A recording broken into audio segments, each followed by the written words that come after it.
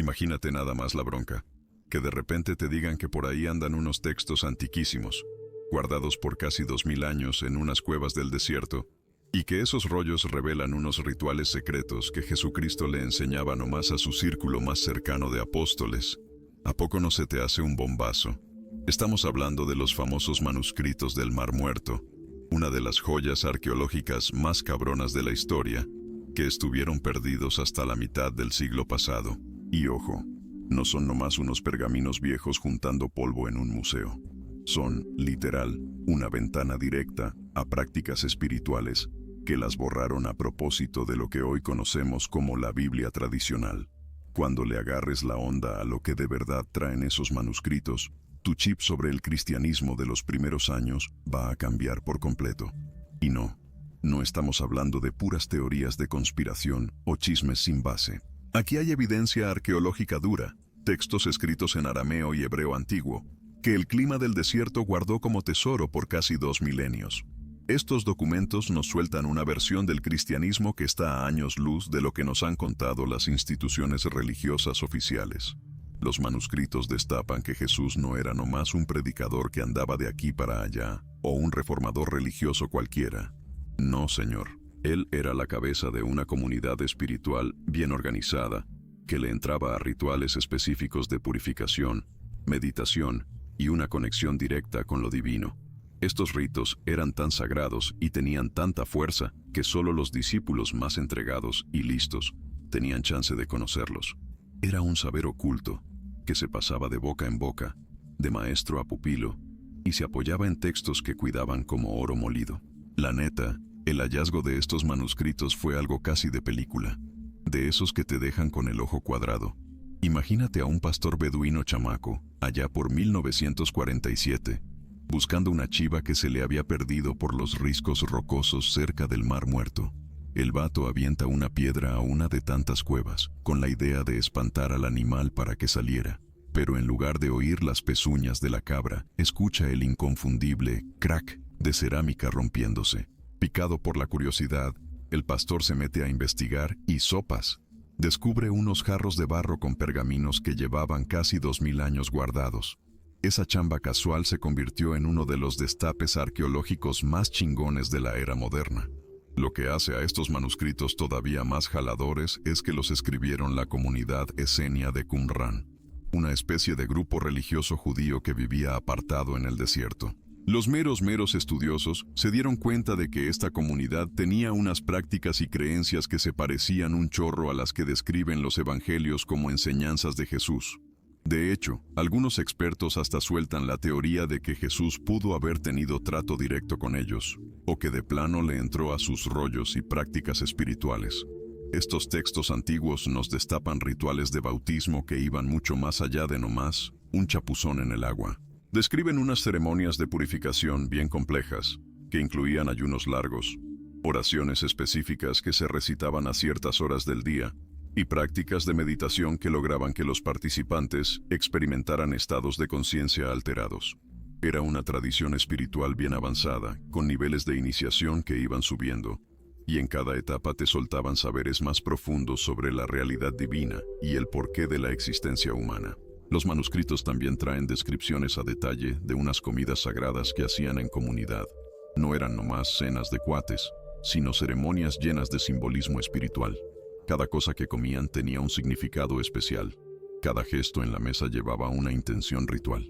Y todo el rollo lo dirigían líderes espirituales que se habían aventado años de preparación y purificación. Estas prácticas, la neta, resuenan de forma impresionante con lo que cuentan los evangelios de la Última Cena, dando a entender que Jesús estaba siguiendo unas tradiciones rituales mucho más viejas y elaboradas de lo que uno se imagina. Si te estás rascando la cabeza y dices, entonces, ¿por qué no nos contaron esto en la iglesia de siempre? Pues quédate y suscríbete, porque vamos a desmenuzar justo esa pregunta en este contenido. La respuesta, mi buen, tiene que ver con pura política religiosa, decisiones que se echaron los concilios de la iglesia siglos después de que Jesús se nos fuera, y una supresión a la mala de textos que resultaban bien incómodos para la doctrina oficial que andaban armando. Para agarrarle bien la onda a la importancia de los manuscritos del Mar Muerto, Hay que echarle un ojo al contexto histórico de Palestina en el primer siglo de nuestra era. Era una época de un desmadre religioso y político bien intenso. El pueblo judío vivía bajo la bota romana, pero seguía aferrado a su identidad religiosa con un chorro de corrientes y movimientos espirituales. Los fariseos se clavaban en el estudio y la interpretación de la ley judía. Los saduceos controlaban el templo y se daban sus mañas políticas con los romanos invasores. Pero también había grupos menos conocidos, como los esenios, que le sacaron la vuelta a la sociedad urbana corrupta y se fueron a armar sus comunidades espirituales en el desierto.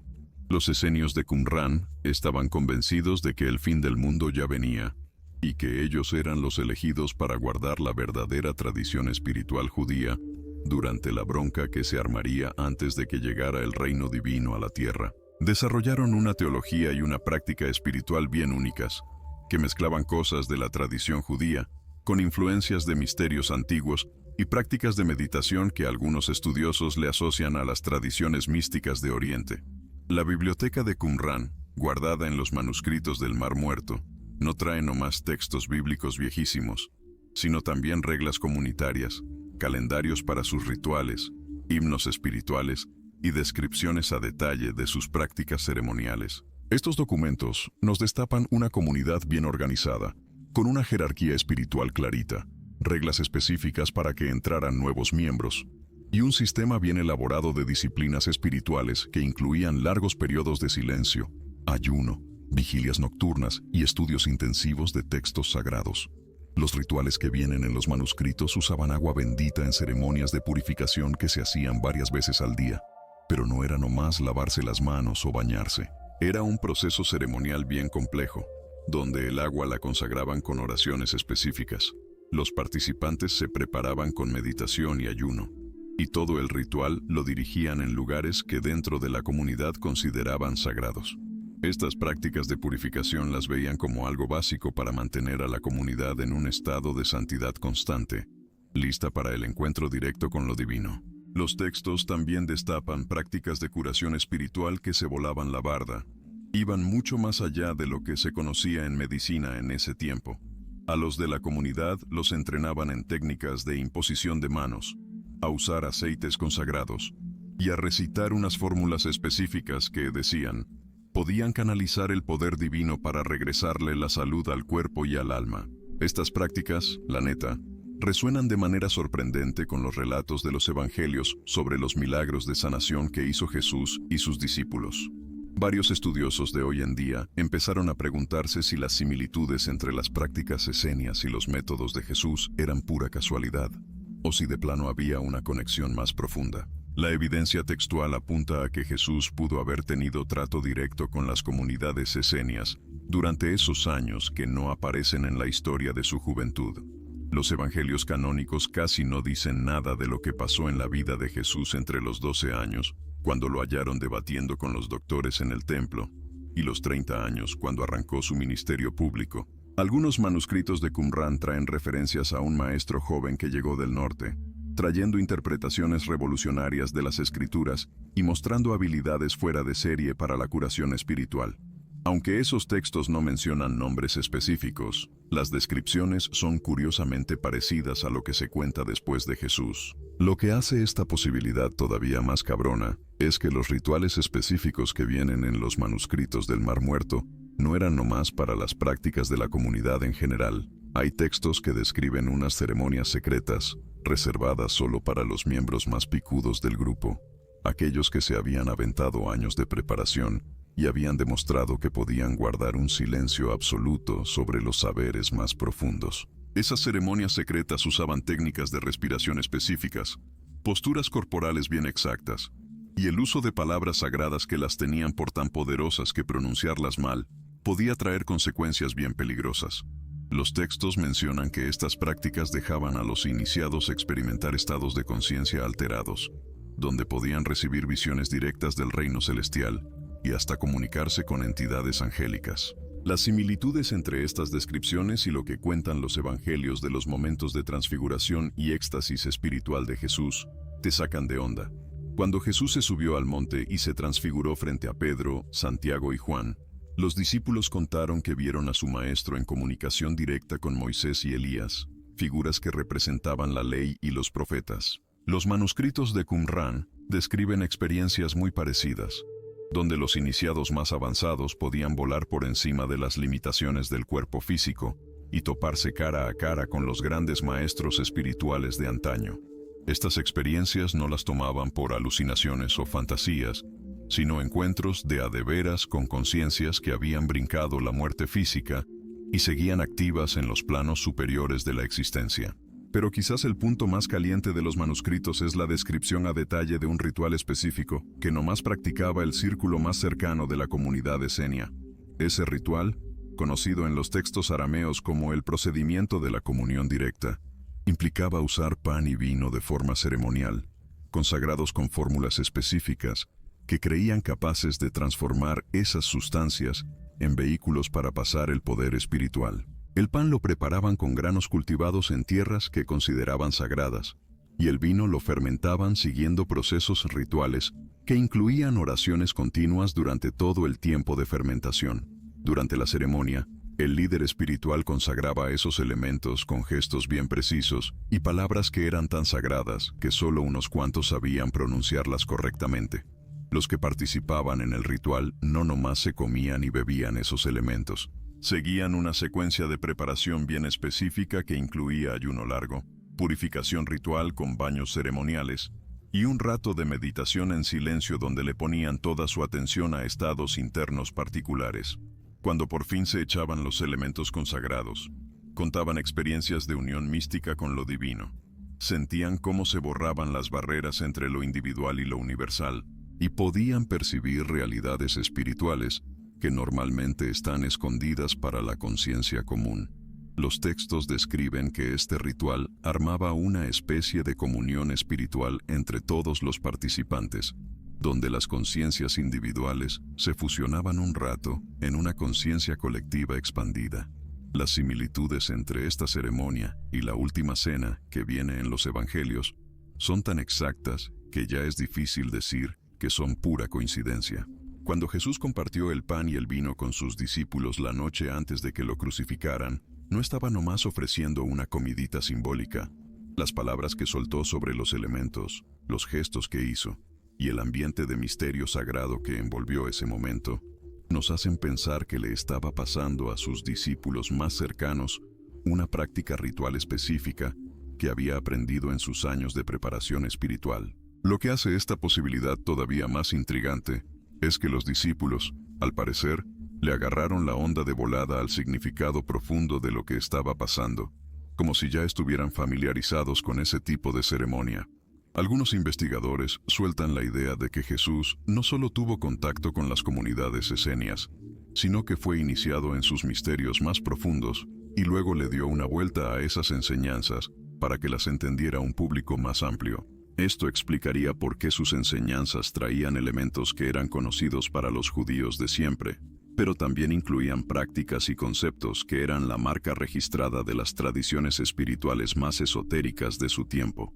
La capacidad de Jesús para hacer curaciones al instante, multiplicar la comida, caminar sobre el agua y resucitar muertos, no serían milagros sobrenaturales, sino aplicaciones bien avanzadas de saberes espirituales precisos que él había dominado con un entrenamiento sistemático en comunidades como Qumrán. Los manuscritos del Mar Muerto también destapan que las comunidades esenias se echaban sus contactos secretos con otras tradiciones espirituales de la región, incluyendo grupos gnósticos, escuelas de misterios helenísticas y hasta tradiciones orientales que habían llegado al Mediterráneo a través de las rutas de comercio. Esa red de intercambio espiritual permitía que los saberes de diferentes culturas se mezclaran en nuevas formas de práctica de meditación. Jesús pudo haber sido uno de los frutos más extraordinarios de esa mezcla, un maestro que le atinó a integrar elementos de las tradiciones judías, griegas, egipcias y orientales, en un rollo espiritual revolucionario que se volaba las limitaciones culturales y religiosas de su tiempo. La onda revolucionaria de esa síntesis espiritual que armó Jesús se ve todavía más clara cuando le echamos un ojo a las prácticas específicas que les pasó a sus discípulos más allegados. Los textos de Qumran traen descripciones a detalle de técnicas de meditación profunda que implicaban sincronizar la respiración con recitaciones sagradas bien específicas, creando estados alterados de conciencia que dejaban a los que las practicaban acceder a dimensiones espirituales que normalmente no se perciben. Estas prácticas no eran nomás ejercicios mentales o físicos, sino métodos bien precisos para transformar la conciencia que requerían años de entrenamiento sistemático para dominarse por completo. Jesús, al parecer, le dio una ajustada a estas técnicas para que las pudiera aprender y aplicar gente común, que no tenía chance de un entrenamiento tan profundo como el de las comunidades monásticas del desierto. Todo parece indicar que el proceso de iniciación que Jesús les ofreció a sus discípulos seguía un patrón bien específico que se parecía a las tradiciones esenias, pero con cambios importantes que hacían las enseñanzas más fáciles de digerir y de aplicar. Primero, había un periodo de purificación que no solo implicaba ayuno y no consumir ciertas cosas, sino que también traía prácticas específicas de limpieza energética que dejaban el sistema nervioso listo para experiencias espirituales bien intensas. Los discípulos aprendían técnicas de respiración que le daban una vuelta a los patrones de ondas cerebrales, logrando que la conciencia normal se apagara un rato para que pudieran surgir de forma natural estados más elevados de percepción. En esa etapa de preparación, a los discípulos también les enseñaban métodos específicos de oración contemplativa que eran bien distintos a las formas tradicionales de rezar judías. Estas prácticas implicaban repetir secuencias sonoras sagradas que armaban vibraciones específicas en el cuerpo y la mente, provocando estados de tranquilidad interior bien profundos. Los manuscritos del Mar Muerto guardan algunas de esas secuencias, escritas en códigos que apenas ahora están empezando a descifrar los meros especialistas en tradiciones místicas antiguas. El hallazgo de esos códigos destapó que las comunidades espirituales de esa época tenían un conocimiento extraordinariamente avanzado sobre cómo diferentes sonidos y ritmos podían alterar la conciencia humana. Lo más jalador de esta preparación era que se desarrollaba una sensibilidad especial que les permitía a los que practicaban percibir energías sutiles que normalmente ni se notan. Los textos describen ejercicios bien específicos que entrenaban a los discípulos para detectar campos energéticos alrededor de otras personas, para sentir la presencia de entidades espirituales y para darse cuenta cuando los ambientes habían sido consagrados con prácticas rituales. Esta capacidad de percepción más cabrona la consideraban clave para participar de lleno en el ritual de comunión sagrada, porque hacía que los participantes se sintonizaran conscientemente con las frecuencias espirituales específicas que se invocaban durante la ceremonia. La segunda fase de la iniciación implicaba que aprendieran técnicas de visualización súper precisas que les permitían a los discípulos crear y mantener imágenes mentales específicas por largos ratos. Esas visualizaciones no eran nomás ejercicios de imaginación, sino métodos de programación de la conciencia que le daban una sacudida profunda a la percepción de la realidad. Los que practicaban aprendían a visualizar luz dorada llenando sus cuerpos, a imaginarse energía espiritual circulando por centros específicos a lo largo de la columna vertebral, y a mantener imágenes de seres espirituales iluminados que les servían de guías y protectores en experiencias místicas bien profundas. Estas prácticas de visualización se combinaban con movimientos corporales específicos que le daban más fuerza a los efectos energéticos de las imágenes mentales. Los manuscritos del Mar Muerto traen diagramas que muestran posturas bien precisas de las manos, posiciones de los pies y orientaciones del cuerpo que se usaban en diferentes etapas del entrenamiento espiritual. Algunas de estas posturas son sorprendentemente parecidas a las que se encuentran en tradiciones de yoga antiguas, lo que hace pensar que había un intercambio de saberes entre las tradiciones espirituales del Medio Oriente y las prácticas de meditación que se desarrollaron en la India por las mismas fechas. La tercera fase de la iniciación consistía en aprender de lleno el ritual de comunión sagrada, el mero mero. A los discípulos les enseñaban no solo los pasos externos de la ceremonia, sino también los procesos internos de conciencia que debían seguir en cada etapa del ritual. Aprendían técnicas específicas de concentración que hacían que sus mentes se mantuvieran clavadas durante todo el tiempo que duraba la ceremonia. Métodos para abrir el corazón que facilitaban experiencias de amor universal y prácticas de expansión de la conciencia que les permitían sentir la presencia divina de forma directa y al instante. Lo que hace esta fase especialmente importante es que los discípulos no solo aprendían a participar en el ritual, sino que también los entrenaban para que ellos mismos lo dirigieran. Jesús, al parecer, creía que era fundamental que sus seguidores más cercanos pudieran pasar estas prácticas a otros, armando así una línea de conocimiento espiritual que podría seguir viva incluso después de que él ya no estuviera físicamente. Los textos insinúan que cada discípulo recibía instrucciones específicas sobre cómo ajustar el ritual para diferentes tipos de personas y situaciones, asegurándose de que las enseñanzas se pudieran regar de forma efectiva en distintas culturas y contextos sociales. Jesús usaba métodos pedagógicos que eran la onda en las escuelas de misterios de ese entonces, pero les daba una vuelta para que reflejaran su manera única de entender el rollo espiritual. Enseñaba con parábolas que traían un chorro de capas de significado, lo que permitía que gente en diferentes etapas, para que según su nivel de jale y desarrollo espiritual, cada quien le sacara el jugo a las enseñanzas. Las parábolas aparte, eran como vehículos para aventar instrucciones codificadas sobre las prácticas espirituales. Así, los que ya andaban listos para las ondas más profundas podían descifrarlas, mientras que los demás, pues nomás se quedaban con el puro cuento a nivel superficial. ¿No les ha dado por pensar por qué los evangelios se aventaron tantas parábolas de Jesús, pero casi no le echaron rollo a sus prácticas espirituales más clavadas?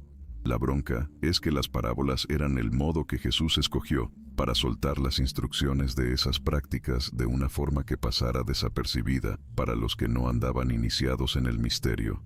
Cada parábola traía sus elementos simbólicos que se conectaban con aspectos bien específicos del entrenamiento espiritual, chance, y así los discípulos iniciados podían armar las prácticas completas echándole coco a la decodificación.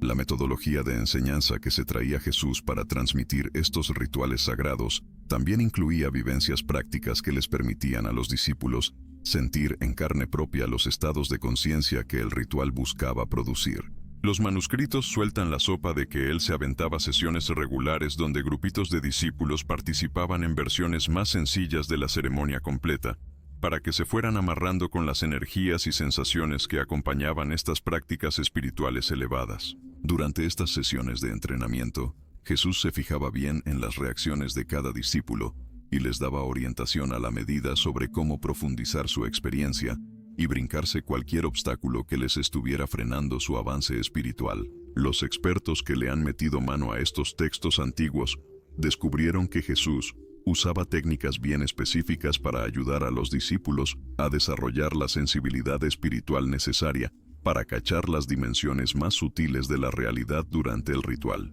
Estas técnicas incluían ejercicios de purificación que preparaban tanto el cuerpo como la mente para estados alterados de conciencia, prácticas para abrir la energía que aumentaban la capacidad de los discípulos para percibir presencias espirituales, y métodos de protección psíquica que les aseguraban que se mantuvieran a salvo durante experiencias de expansión de la conciencia.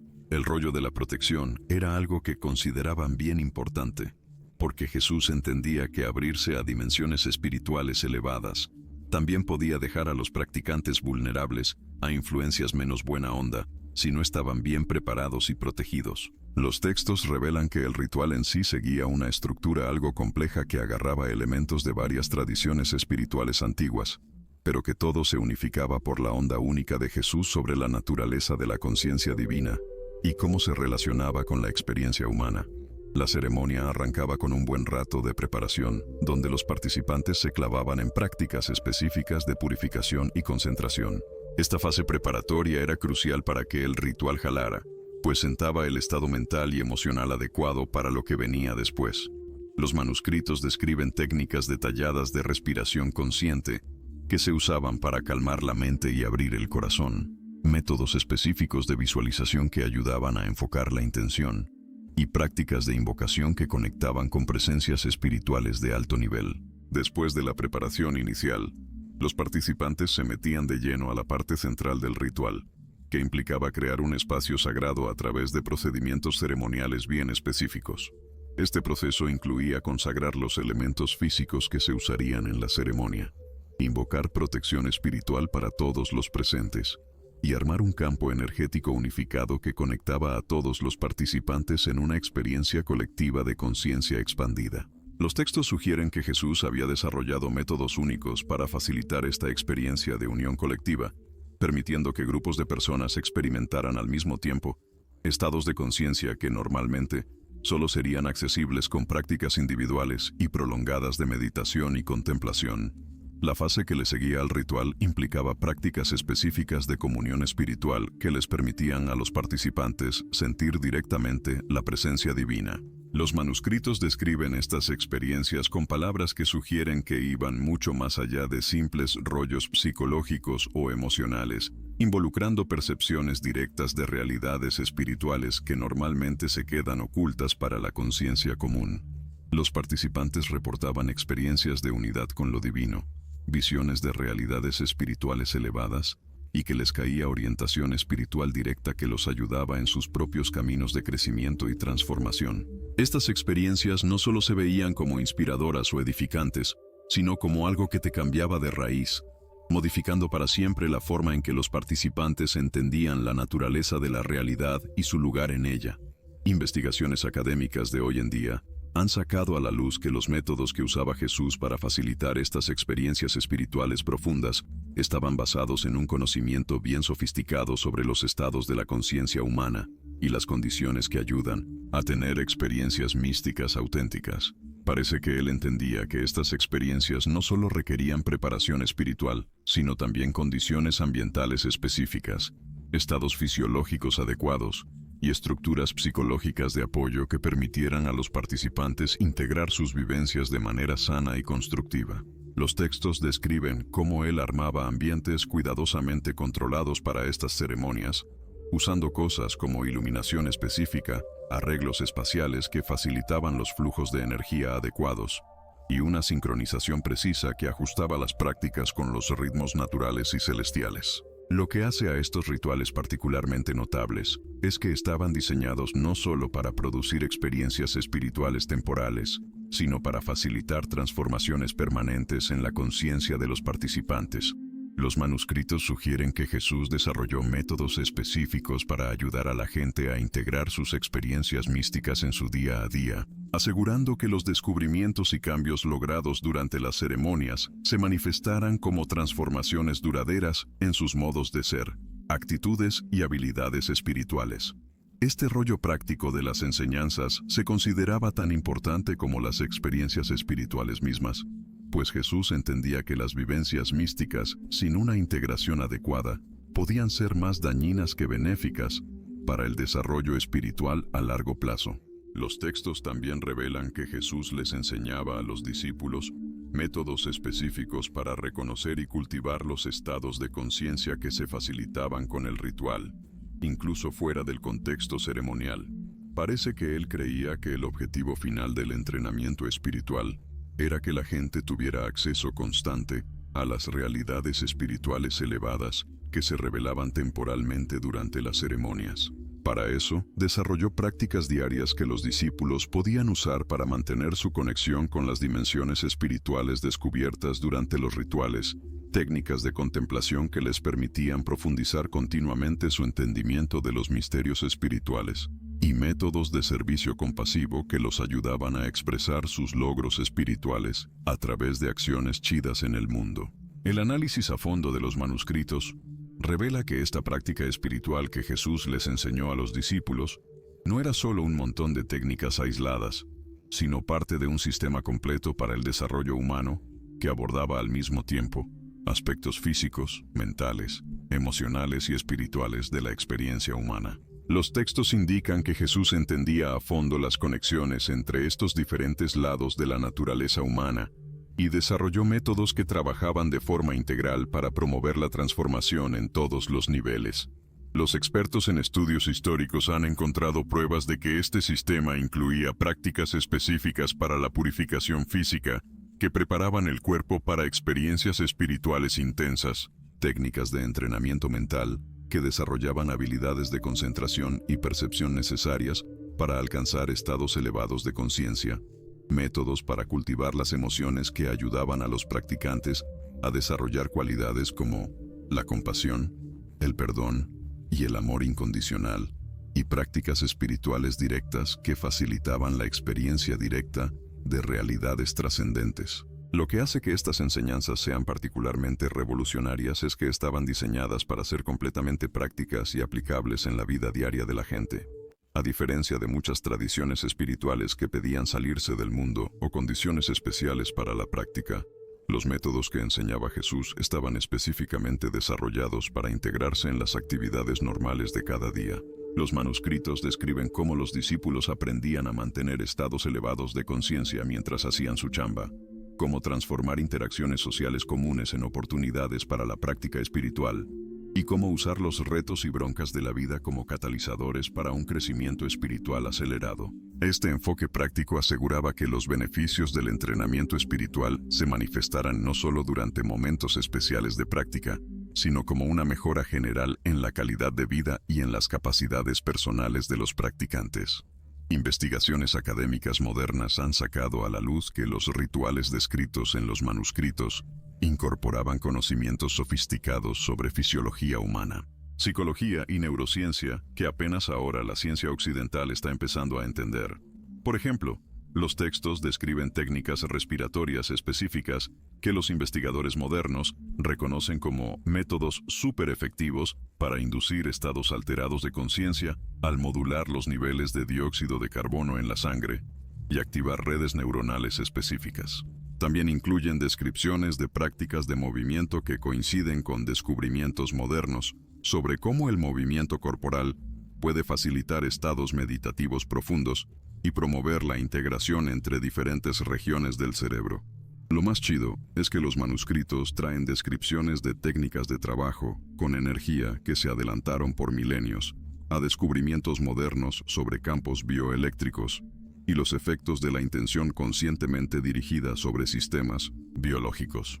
La onda comunitaria de estos rituales también revela aspectos únicos de las enseñanzas de Jesús que se perdieron en gran parte en las tradiciones que vinieron después. Los manuscritos indican que las prácticas estaban diseñadas no solo para beneficiar a individuos aislados, sino para crear campos de energía colectiva, que amplificaban los efectos para todos los participantes. Jesús, al parecer, entendía que ciertas experiencias espirituales solo eran posibles cuando grupos de personas bien preparadas trabajaban juntas de maneras específicas, creando una sinergia que iba más allá de la suma de las contribuciones individuales. Este entendimiento se manifestaba en arreglos ceremoniales cuidadosamente orquestados donde cada participante tenía un rol específico que contribuía al bienestar espiritual de todo el grupo. Técnicas de sincronización grupal que alineaban las energías de todos los presentes y métodos para compartir experiencias que permitían que los descubrimientos individuales se volvieran propiedad colectiva del grupo. Los textos también revelan que Jesús enseñaba métodos específicos para discernir entre experiencias espirituales auténticas y fenómenos que podrían confundirse con una realización espiritual genuina. Parece que él reconocía que el terreno de las experiencias de conciencia no ordinarias podía ser complejo y potencialmente peligroso para los practicantes sin experiencia, y desarrolló pautas claras para ayudar a los discípulos a navegar esos dominios con seguridad y sabiduría. Estas pautas incluían criterios específicos para evaluar la autenticidad de las experiencias espirituales basados en los frutos que producían en la vida práctica del practicante, técnicas para distinguir entre descubrimientos genuinos y proyecciones psicológicas, y métodos para verificar las experiencias espirituales a través de la confirmación comunitaria y la prueba contra patrones establecidos de sabiduría espiritual. Particularmente fascinante es la revelación de que estos rituales incluían elementos específicos diseñados para desarrollar capacidades que hoy llamaríamos paranormales o extrasensoriales. Los manuscritos describen prácticas que facilitaban el desarrollo de una intuición elevada, capacidades de percepción más allá de los sentidos físicos normales, y habilidades para influir a distancia que permitían a los practicantes afectar positivamente a otras personas y situaciones a través de la intención enfocada. Estas capacidades no se consideraban un fin en sí mismas, sino herramientas para un servicio más efectivo y una expresión más completa del amor divino en el mundo. Jesús, al parecer, enseñaba que tales habilidades surgían naturalmente como algo extra del desarrollo espiritual auténtico, y que intentar cultivarlas directamente sin la base adecuada de purificación y madurez espiritual podía ser perjudicial tanto para el practicante como para los demás. El aspecto quizá más revolucionario de las enseñanzas que sueltan los manuscritos es la onda de que cada persona trae un potencial inherente para una experiencia directa con la divinidad, contrario a las interpretaciones que vinieron después, que posicionaron a Jesús como el único mediador entre la humanidad y lo divino. Los textos sugieren que él veía su misión como despertar y facilitar que cada ser humano realizara ese potencial divino que ya trae de cajón. Los rituales estaban diseñados específicamente para revelar esa naturaleza divina interior y ofrecer métodos prácticos para que se expresara cada vez más en la vida diaria. Esta perspectiva democrática de la espiritualidad, donde cada persona tiene acceso directo a las verdades espirituales más elevadas, representaba una forma radicalmente diferente de la organización religiosa jerárquica que se armó en siglos posteriores. Los manuscritos también guardan descripciones detalladas de cómo Jesús adaptaba sus enseñanzas a las necesidades específicas y al nivel de desarrollo de cada discípulo.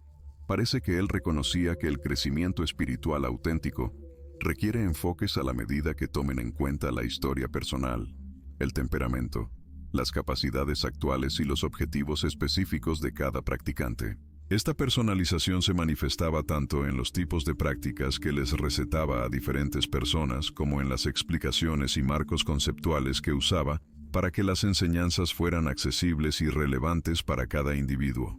Los textos sugieren que Jesús era extraordinariamente hábil para cachar exactamente lo que cada persona necesitaba para su siguiente paso de desarrollo y para dar una orientación que fuera al mismo tiempo un reto y algo sostenible. Dentro de esta comprensión personalizada del desarrollo espiritual, los manuscritos revelan que Jesús les enseñaba a los apóstoles métodos específicos para desarrollar sus propias habilidades de discernimiento espiritual y orientación intuitiva. Estos no eran solo ejercicios de puro choro, sino prácticas intensivas diseñadas para afinar la sensibilidad de los discípulos a las dimensiones más sutiles de la realidad y capacitarlos para rifársela como guías espirituales efectivos para otros buscadores. Las técnicas incluían periodos estructurados de contemplación silenciosa, donde los practicantes aprendían a distinguir entre diferentes tipos de impresiones internas, ejercicios de atención concentrada, que desarrollaban la capacidad de mantener un enfoque estable incluso en medio de distracciones intensas, y prácticas de apertura receptiva que permitían el acceso a fuentes de sabiduría más allá de la mente racional común y corriente.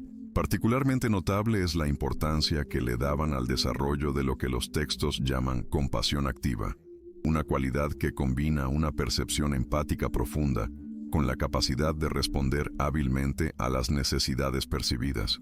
Los manuscritos describen ejercicios específicos donde los discípulos practicaban sintonizarse con el estado interior de otras personas, no a través de un análisis mental, sino mediante una forma de resonancia empática que permitía una comprensión directa de la experiencia ajena.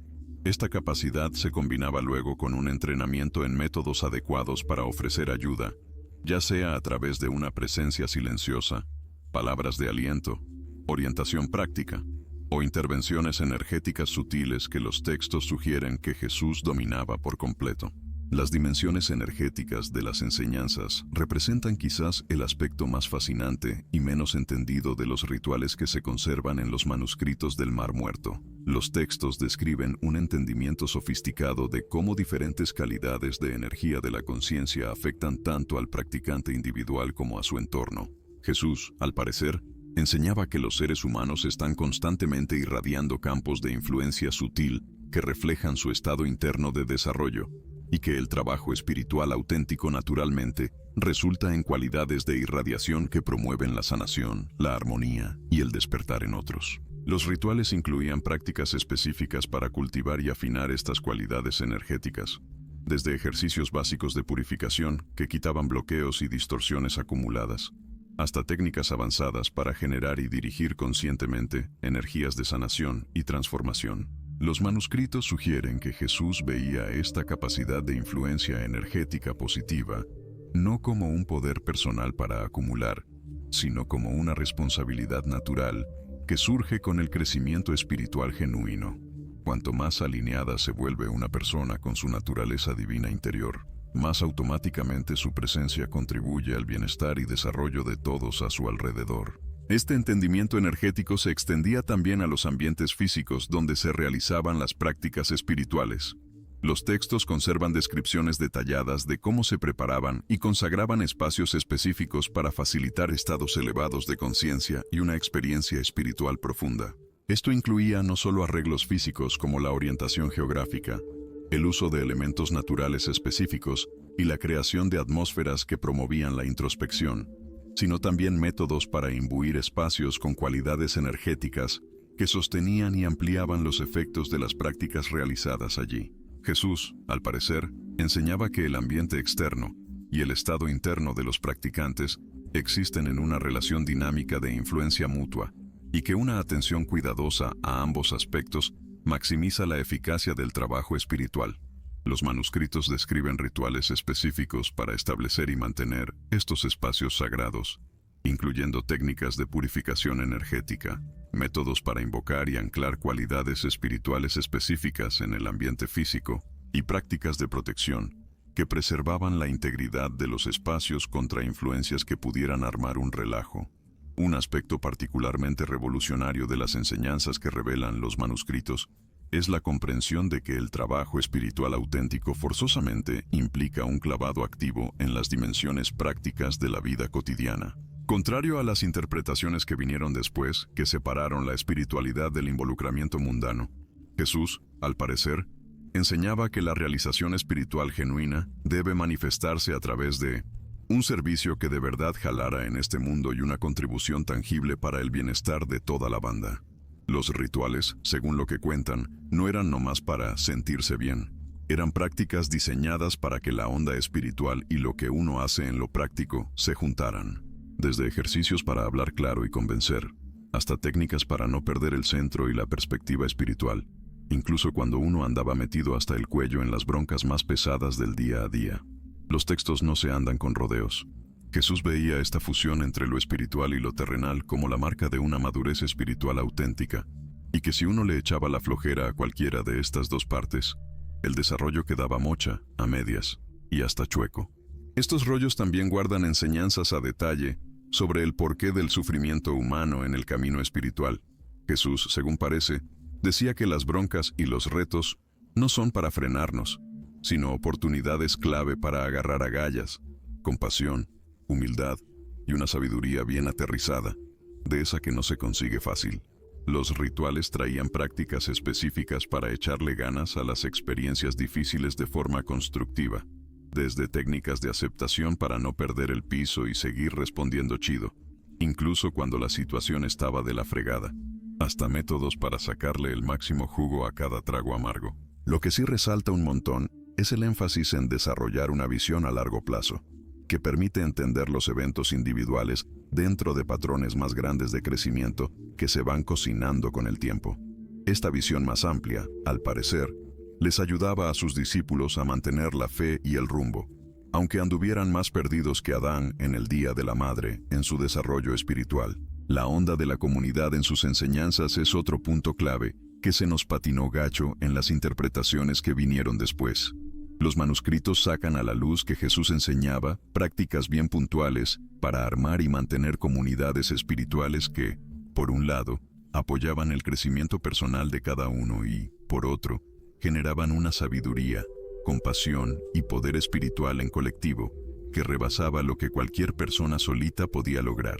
Estas enseñanzas comunitarias abarcaban cómo tomar decisiones en grupo basándose en una guía espiritual compartida, técnicas para arreglar broncas de modo que los lazos comunitarios se hicieran más fuertes en vez de romperse, y maneras de coordinar la energía individual para metas comunes sin aplastar la autenticidad o el crecimiento único de nadie. Los textos sugieren que Jesús veía estas comunidades como laboratorios para probar formas más elevadas de organización social, basadas en el amor, la sabiduría y la cooperación consciente, en lugar de la típica competencia, dominación y manipulación que mandaba en las estructuras sociales de su tiempo. En este rollo de la comunidad, los manuscritos guardan descripciones que te dejan con el ojo cuadrado de cómo se tomaban las decisiones importantes. Era un proceso que combinaba la reflexión personal a fondo, un diálogo abierto y neta entre todos, y ratos de contemplación silenciosa en grupo, donde la comunidad entera le pedía guía espiritual sobre temas específicos. Jesús, al parecer, enseñaba que cuando una bola de gente bien comprometida con su crecimiento espiritual y con servir al bien común se junta con la mente abierta, pueden acceder a niveles de sabiduría y claridad que uno solo, por más que le eche coco, no alcanza. Esta sabiduría de grupo no era para reemplazar la responsabilidad individual o el criterio personal, sino un recurso extra que ampliaba las capacidades de cada quien y permitía decisiones más atinadas y efectivas. Los textos detallan técnicas específicas para hacer más fácil este discernimiento colectivo, desde cómo crear un ambiente de apertura y sinceridad, prácticas para que las agendas personales o los prejuicios inconscientes no metieran la pata, y ejercicios para que el grupo se sintonizara con fuentes de guía espiritual que van más allá de las perspectivas individuales limitadas. Pero quizá lo que más te vuela la cabeza de estos manuscritos es la neta. Jesús traía una comprensión de la realidad mucho más profunda y avanzada de lo que siempre nos han contado. Los textos guardan enseñanzas que te hacen pensar que él ya les sabía a principios que hoy relacionamos con la física cuántica, la psicología profunda y la teoría de sistemas complejos. Jesús, al parecer, entendía que la realidad existe en múltiples dimensiones o niveles al mismo tiempo, que el que observa y lo que es observado se la pasan en un baile dinámico de influencia mutua, y que cualquier cambio en los niveles más sutiles de la realidad puede armar un desmadre o un milagro en lo más denso.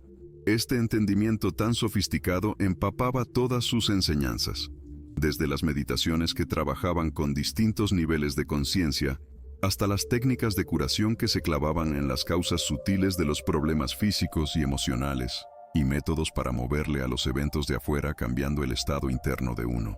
Los manuscritos insinúan que Jesús no veía esta comprensión multidimensional de la realidad como un rollo esotérico para unos cuantos elegidos, sino como una percepción natural que aparece cuando la mente se purifica y afina lo suficiente con una práctica espiritual constante. Estas enseñanzas sobre la realidad con sus múltiples dimensiones traían instrucciones bien claras de cómo chambear conscientemente con los distintos niveles de causalidad. Jesús, al parecer, enseñaba que lo que pasa en el mundo físico es chamba de factores que operan en dimensiones energética, emocional, mental y espiritual, y que para que una intervención jale de verdad, muchas veces hay que trabajar de forma coordinada en varios niveles al mismo tiempo. Los rituales que se guardan en los manuscritos incluyen técnicas para cachar cuáles niveles de causalidad están más activos en cada situación, métodos para acceder y trabajar con cada uno como se debe, y prácticas para que los cambios hechos en distintas dimensiones se integren en una transformación coherente y que de verdad dure. Lo que es de plano fascinante es cómo describe que los cambios en el estado de conciencia de uno no solo afectan su propia experiencia, sino también las condiciones y las chances que tienen otras personas en su círculo de influencia. Esta comprensión de que toda conciencia está conectada de base empapaba la forma de Jesús de ver tanto el desarrollo personal como el servicio con compasión, recalcando que la mejor chamba que uno puede hacer para ayudar a los demás es pulir y refinar continuamente su propio estado interno. Los manuscritos también destapan que Jesús enseñaba prácticas específicas para chambear con lo que hoy le decimos el inconsciente colectivo o el campo morfogenético de la humanidad.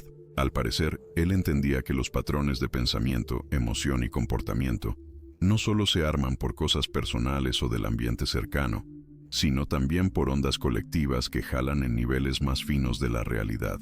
Los rituales incluían técnicas para sintonizarse con estas influencias de grupo, métodos para distinguir entre impulsos que de verdad sirven al bienestar individual y colectivo frente a los que solo perpetúan patrones destructivos o que te limitan, y prácticas para meterle mano conscientemente a la evolución positiva de estos campos colectivos, cultivando cualidades más elevadas de conciencia. Jesús, según esto, veía que cada persona no solo era responsable de su propio crecimiento, sino también de empujar la conciencia humana colectiva hacia arriba con su chamba personal, de limpieza y afinación espiritual. Esta onda de responsabilidad colectiva también tocaba las enseñanzas sobre la muerte y que la conciencia sigue más allá del cuerpo físico.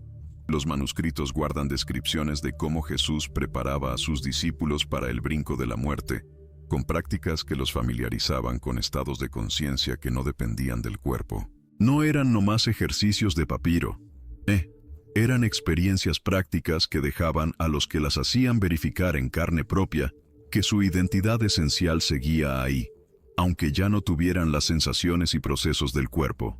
Jesús, al parecer, enseñaba que entender de forma clara que la conciencia es inmortal no solo te quita el miedo a la calaca, sino que te cambia por completo cómo ves la vida, permitiendo que uno tome decisiones pensando a largo plazo, sin clavarse nomás en la supervivencia y el placer inmediato.